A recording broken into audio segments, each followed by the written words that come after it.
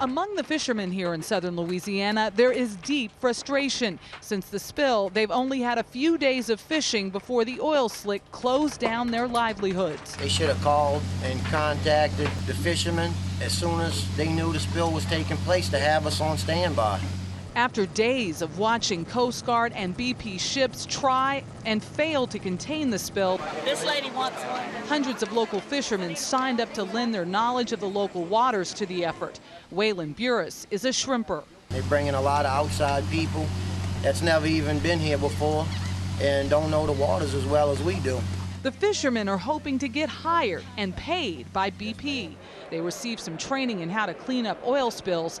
Now they're waiting. And they haven't called you? No.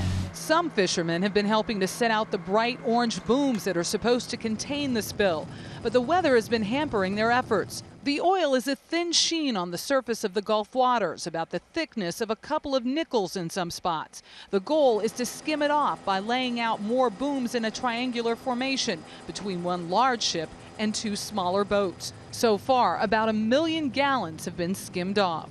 Aircraft are playing a role too, spraying dispersant, a chemical used to break up the oil on the huge slick that's floating in the Gulf. But so far, few shrimpers have a role to play. Out of more than 100 shrimp boats in this Venice marina, fishermen here say only one has been hired for the cleanup. The spill couldn't have come at a worse time for Kip Marquis at the very beginning of the 7-month-long shrimping season. This is your one shot at work this season.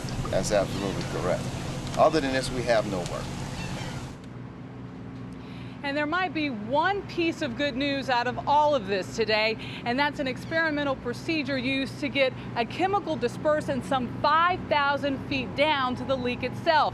They use a remotely operated vehicle to do so. And in its first test, BP says it actually stopped some of the oil from reaching the surface. Jeff? Michelle Miller also in Louisiana tonight. Michelle, thank you.